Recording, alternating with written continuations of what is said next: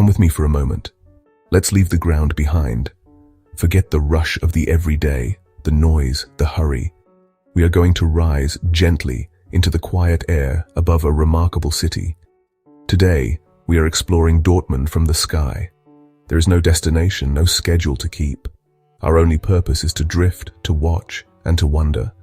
Imagine the soft hum of the wind as we ascend, the world below shrinking into a beautiful living map.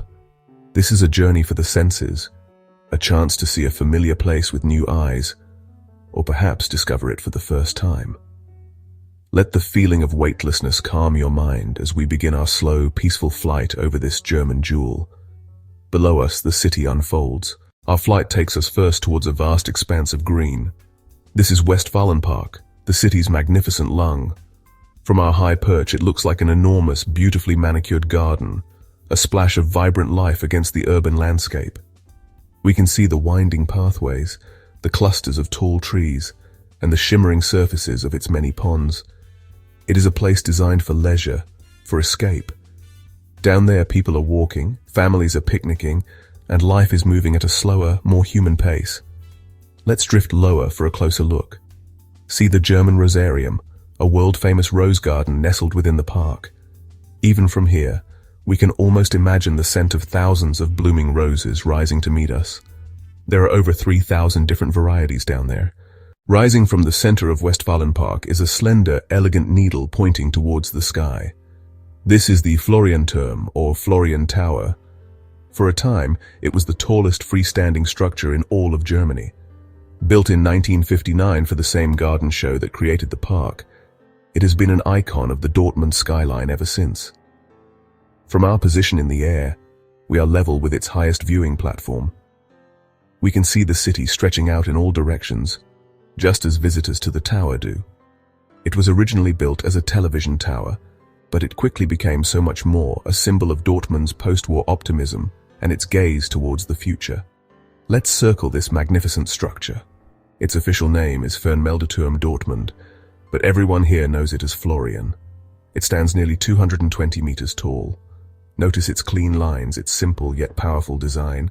It is a product of its time, a piece of mid-century modern architecture that still feels futuristic today.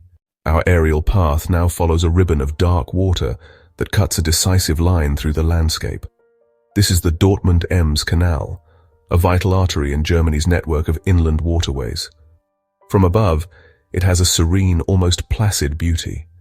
Long, narrow barges move slowly along its length, their wakes creating gentle, spreading patterns on the surface.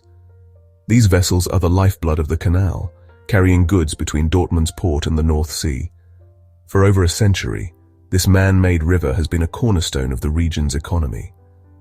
Let's drift along its course for a while. Notice the old port facilities, the cranes and warehouses that line its banks.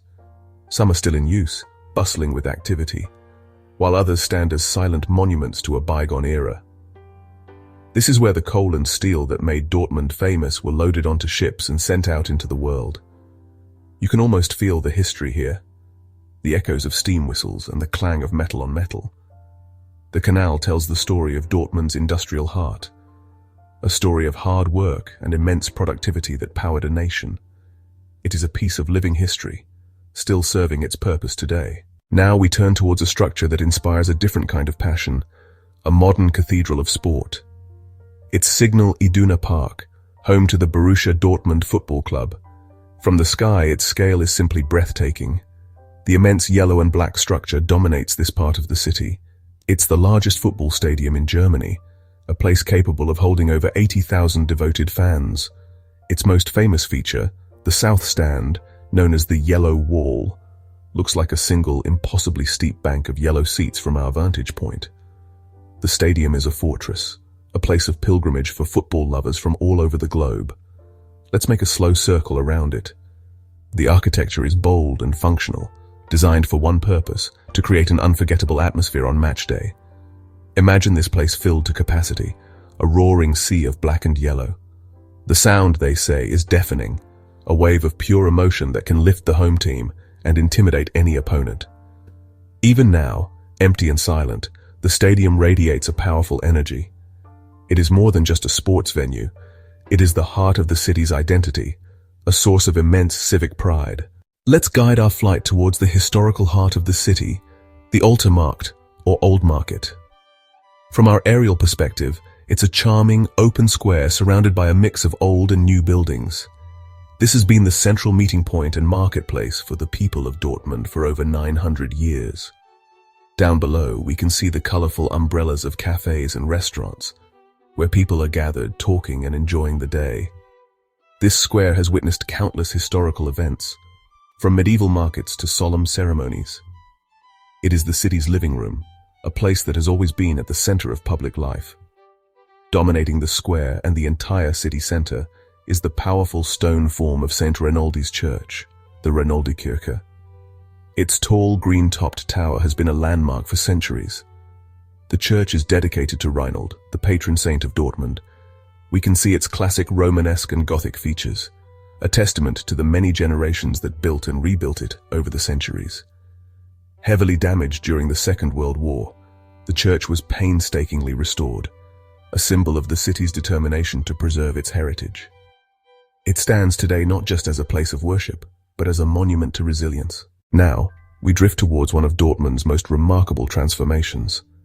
Below us lies a vast, sparkling lake, surrounded by modern houses, restaurants, and green promenades. This is Phoenix Sea, or Phoenix Lake. It is difficult to believe, from our beautiful aerial vantage point, that just a few years ago this entire area was a massive, sprawling steelworks. The lake is a stunning example of urban renewal, a symbol of Dortmund's shift from heavy industry to a high-tech service-based economy. The name Phoenix is perfectly chosen, for this entire district has truly risen from the ashes of its industrial past. Let's fly a slow loop around the lake's perimeter.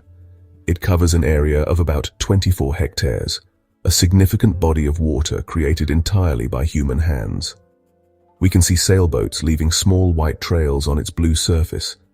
People are cycling and walking along the 3-kilometer path that encircles it. The architecture of the homes and offices along its shore is contemporary and stylish, with large windows and balconies all oriented to take in the beautiful water views. Our journey now takes us to another iconic symbol of Dortmund's transformation, a building that bridges the gap between the city's industrial past and its cultural future. This is the Dortmund U-Tower. From the air, it is an unmistakable landmark. A solid, powerful brick building from the 1920s, it is crowned by a giant golden letter U. This building was once the fermentation and storage cellar of the Union Brewery, a giant of Dortmund's brewing industry. The golden U, added in the 1960s, became a famous symbol of the city and its beer. Let's get a closer look at this magnificent structure. When the brewery closed in the 1990s, the tower's future was uncertain. But the city, in a characteristically forward-thinking move, decided to reinvent it. It was reborn as a center for art and creativity, a hub for museums, exhibitions, and cultural research. The transformation is remarkable. The building that once stored millions of liters of beer now stores priceless works of art and cutting-edge ideas. It stands as a powerful symbol of how industrial spaces can be repurposed for a new, post-industrial age. From our vantage point, we can see the famous video installation on its roof, known as the Flying Pictures by filmmaker Adolf Winkelmann. Our time in the sky is coming to an end. It is time for our gentle descent. Let's begin to slowly drift back towards the earth, taking with us the memories of the sights we have seen. From our high vantage point, we have watched Dortmund unfold like a storybook. We have soared over its green heart in Westfalenpark, saluted the tall Florian Tower, and followed the historic path of the Dortmund-Ems Canal. We have felt the passion of its modern Colosseum and touched the ancient stones of its old market square. We have witnessed a city rising, phoenix-like, from its industrial past. As we get closer to the ground, the details of the city come back into focus. The individual cars on the streets, the people walking on the pavements, the leaves on the trees, the world returns to its familiar scale. But perhaps we see it a little differently now. From the sky, we saw the connections, the patterns, the grand design. We saw how the parks and the waterways provide breathing room, how the old and the new coexist in a fascinating dialogue. We saw a city that is not defined by any single thing, but by its rich and complex character. This aerial journey was about more than just seeing landmarks. It was an invitation to slow down, to breathe, and to appreciate the beauty of a place from a new perspective. It was a reminder that even in a bustling modern city, there is space for peace, for wonder, and for quiet reflection. The feeling of drifting, of floating above it all, is a feeling we can carry with us. It is the feeling of perspective, of seeing the bigger picture.